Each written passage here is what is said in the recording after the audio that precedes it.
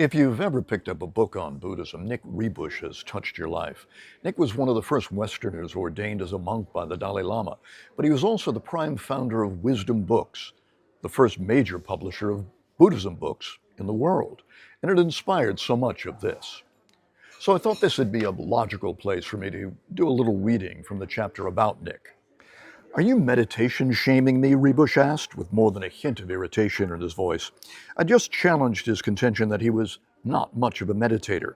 I knew he was. As Ribush himself had said during a meditation class he led, the main thing Buddhism deals with is the mind, and the only way to really examine and understand the mind is through meditation. Of the four schools of Tibetan Buddhism, the Gelugpa, to which Ribush and his teachers belonged, prioritized scholarship over meditation.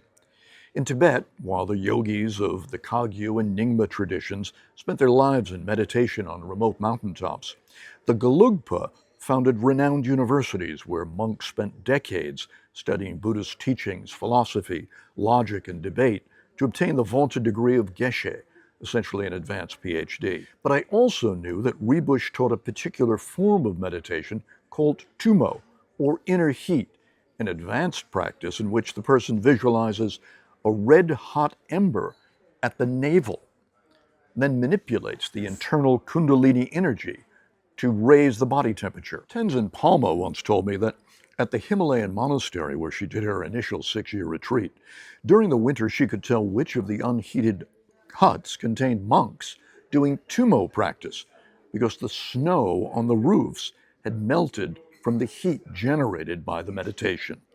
Lama Yeshe had instructed Ribush to teach Tumo to recovering drug addicts, the idea being that the sensory experience might give them a new focus. I can teach it, but I don't practice it that much, Ribush said, when I explained what I meant in questioning his claim that he wasn't much of a meditator. The only time I do it is when I'm leading a meditation of other people. Maybe saying I'm not much of a meditator isn't the best way to put it. He added on reflection, I never had an affinity. I find it much easier to publish books than concentrate the mind. He paused, reconsidering, thinking back to that 4.5-month retreat he did in a remote mountain cave shortly after becoming a monk. It was tough, but I really did get into it there, and it was a wonderful experience. By the end, I didn't want to come down.